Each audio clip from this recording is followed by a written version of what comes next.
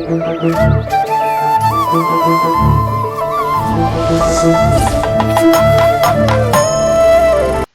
பிரச்சனை, சென்னையில வெள்ளம், பாலச்சந்தர் பாலு மகேந்திரா மறைவு, நடிகர் சங்க எலெக்ஷன், இன்னும் எத்தனையோ அத்தியாவசியமான பிரச்சனைகளின் போது கூட நான் பேசவே மாட்டேன் என்று மூச்சை பிடித்து கொண்டிருந்தவர் அஜித். இந்த முறையும் அப்படியே இருந்து விடலாம் என்று அவர் நினைத்திருந்த நேரத்துலதான், அட அண்ணாத்த, இந்த நேரத்துல கூட நீங்க வாயை திறக்க மாட்டீங்களா என்று நமது நியூ தமிழ் சினிமா.com கேள்வி எழுப்பியது. கலெக்ஷனை மட்டும் பார்த்துட்டு கமுக்கமா இருந்தலாம்னு நினைச்சா இப்படி தேடி பிடிச்சி தேனி அவுத்து விடுறாங்களே என்று நினைத்திருக்கலாம். முதலில் ஒரு அறிக்கை மட்டும் வெளியிடலாம் என்று நினைத்தாராம் அஜித். அந்த நேரத்துல தான் நடிகர் சங்கம் ஒரு உண்ணாவிரத போராட்டத்தை அறிவித்தது. ரஜினி, கமல், அஜித், விஜய் கலந்து கொள்வார்கள் என்றும் நிருபர்களிடம் கூறியிருந்தார் பொன்வண்ணன். அப்படியே இந்த தகவலை அஜித்திடம் பாஸ் பண்ணினாங்களாம். மீடியாக்கள் வருவாங்க, எதையாவது டென்ஷன் ஏத்துற மாதிரி கேள்வி கேட்பாங்க, பதில் சொல்லணுமே என்று தயங்கியவரிடம், உங்களுக்கு அந்த பிரச்சனையே வராது, நாங்க மீடியாவை உள்ள விட போவதில்லை என்று கூறிதான் அவரை வரவழைத்ததாம் சங்கம். ஆனால் அஜித் பயந்ததெல்லாம் அனாவசியமானது. உள்ளே கேமராக்களுக்கு மட்டும் தடை விதித்த சங்கம் நிருபர்களை அனுமதித்தது. இவர்களும் அஜித்தை தேடி போய் முக்கியத்துவம் தரல. அதெல்லாம் விட பெரிய அதிசயம் இதுதான்.